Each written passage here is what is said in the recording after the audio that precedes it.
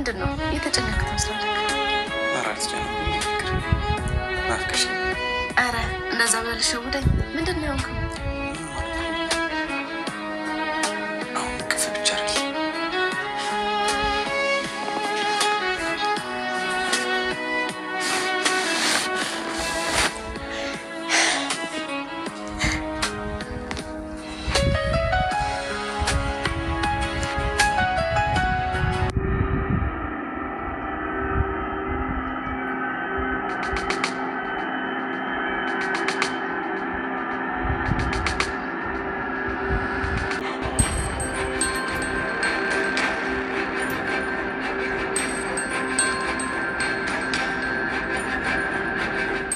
በስተመጨረሻ ማሂ ጉድ ሆናለች ማለት ነው። ምክንያቱም ማሂ የምታስፈራራበት ይሄ ቪዲዮ ማለትም እንግዲህ ናታን አንተ ወንጀል ሰርታን የሰው ሕይወት አጥፍተሃል እያለች እየወነጀለችው ትገኛለች ማለት ነው። ምክንያቱም ያነሰው ምንም እንዳልሆነ ይታወቃል። ነገር ግን ሮዚ እንደምትለው ከሆነ እሷ ስላገተችው ነው ብላለች። ግን ሰውየው የት ሄዶ ነው? የት ተሰውሮ ነው? አሁንስ መጣ ወይስ እንዴት ሆነና እንዲሁም ደግሞ ሰላምዬ ምን አይታ ነው ከናታን ጋር መግቢያው ላይ እንዳስቀመጥኩላችሁ ማለት ነው ከናታን ጋር አብራ ቁጭ ብላ፣ ነገር ግን የናታን አልጋ ላይ ያገኘችው ነገር ያየችው ነገር ምንድን ነው የሚለውንም የምናየው ይሆናል ማለት ነው። እንግዲህ ከዚህ በፊት በእርግጥ አግኝታለች ሮዚ የማሂን ጆሮ ጌጥ አልጋው ላይ፣ ግን እንደዛ ሆኖ ያገኘችው በምን ምክንያት ነው?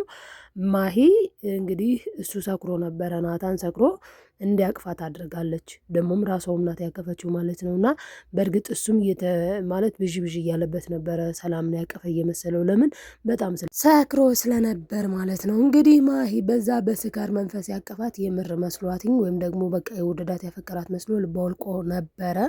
ነገር ግን የታወቀ ነው እሱ ሊወድም ሊያፈቅርም የሚችለው ሰላምዬንና ሰላምዬን ብቻ ነው ማለት ነው። እና አሁን ሰላምዬ እያመጣችው ነገር ምንድን ነው? ቆይ ይሄን ነገር ያየችውስ ምንድን ነው የሚሉትን የምናወራ ይሆናል ማለት ነው። ውዶችዬ ላይክ ሰብስክራይብ እያደረጋችሁ ቤተሰብ ያልሆናችሁ ቤተሰቡኑ ቤተሰቦችዬ ሀሳብ አስተያየታችሁን ኮሜንት ላይ መስጠት ማስቀመጥም አትርሱ ማለት ነው። ለምታበረታቱ ከልብ አመሰግናለሁ። እንግዲህ ዛሬ የምንመለከተው ሮዛ የተሰኘውን ድራማ ነው ማለት ነው። እንግዲህ ሮዚ እውነት ለመናገር ሮዚ መላ አታጣም። አሁን ራሱ ማለት ነው ማሂ እሱ ናታንን በጣም ትልቅ ወንጀል ውስጥ እንዲገባ ነው እያደረገች ያለችው። ምክንያቱም ሰውየውን በራሷ መንገድ እንዳያገኙት አድርጋለች ማለት ነው። በጣም ሴረኛና ክፋተኛ እንደሆነች ይታወቃል ማለት ነው። እንግዲህ እሷ ሁል ጊዜም ቢሆን እንደዚህ ነች። ማለትም ማሂ ራስ ወዳድ ነች። ሮዚ ተናግራለች ከዚህ በፊት ፈጽሞ የሆነ ችግር አለ እንጂ ራሷን ለፖሊስ አሳልፋ አትሰጥም ብላለች። እንግዲህ ማሂ ያደረገችው ነገር ምንድን ነው ከተባለ ሲመካከሩ ሰውየውም ተነስቶ ሲሄድ ሁሉንም ነገር በድብቅ ሆና አይታለች። ስለዚህም ፈተና እንደሆነ ስለገባት ነው ሰላም ስትል እኔ ነኝ ያደረኩት ልትል ገና ስትል እኔ ነኝ ብላ ቶሎ ብላ ማለት ነው ሰውየውን ተከትላ ሄደችበትና በቃ እኔ ነኝ ወንጀሉን የሰራሁት ያለችበት ምክንያቷ አንድና አንድ ግልጽ ነው፣ ስላየች ነው። ታዲያ በዚህ መሀል ታዲያ የነናታን እናት የሮዚ እናት በጣም ነው የተሸወደችው። በቃ እኔ እንዴት ነው የዚች ልጅ የዋህነት የማይታያችሁ? እንዴት ነው በቃ እያለች ምንም አልገባትም።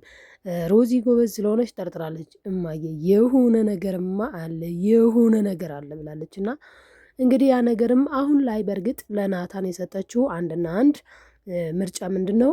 ዛሬውኑ ማታ ለእናትህ ለቤተሰቦች ትነግራለህ እኔን እንደምታገባ፣ ያለበለዚያ ግን አንተም ቤተሰቦችም ትታሰራላችሁ ነው ያለችው። እዚህ ጋ አሁን ይሄ ቁርጥ የሚያሳውቀው ምንድን ነው?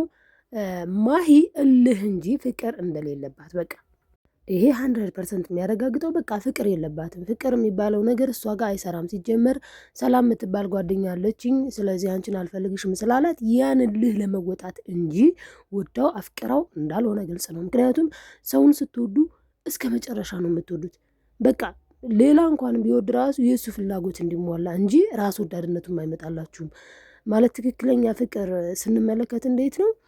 እየወደደችው እንኳን እንደው የምር የምትወደው ብትሆን እየወደደችው እያፈቀረችው እንኳን የምትመኘው የእሱን በቃ በሰላም እንዲኖር ነው። እቺ ግን ፈጽሞ አልተውክም ናታን፣ በጭራሽ በሰላም እንድትኖር አልተውክም እያለች ነው ያለችው። በእርግጥ በአንድ በኩል እሷ ለራሷ ልክ ናት። እንደ ተመልካች ልክ አይደለችም እንደኛ አመለካከት። ምክንያቱም የእሷ እናትና የእሱ እናት በቃ ስታድጊ ባልሽ ናታን ነው ቢሏትም፣ ነገር ግን ደግሞ ወጣት ናት አይደል እንዴ? ልትረዳ ይገባል።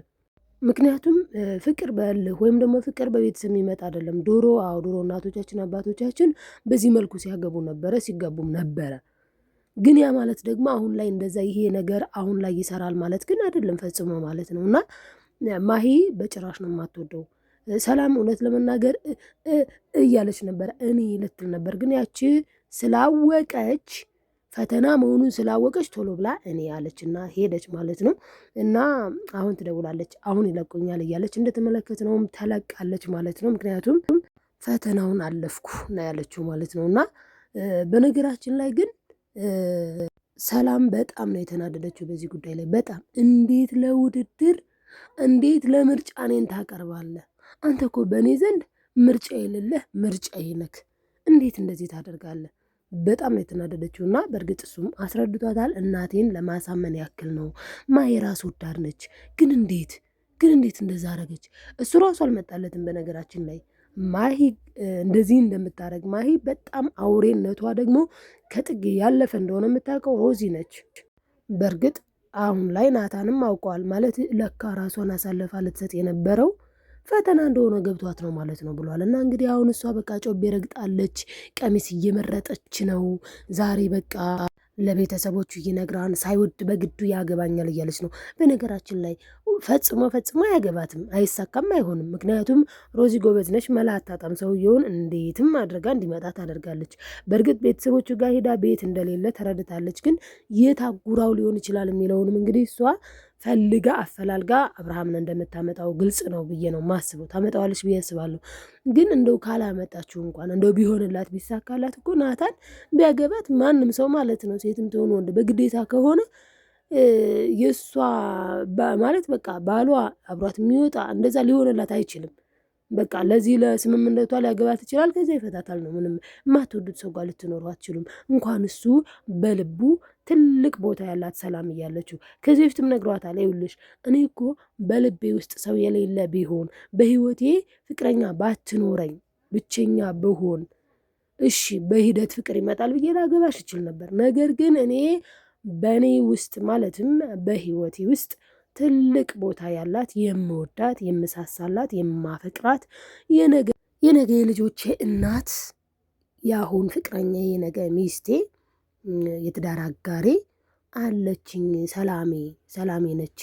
በቃ ታይ ቢላትም ፈጽሞ ልትተው አልቻለችም።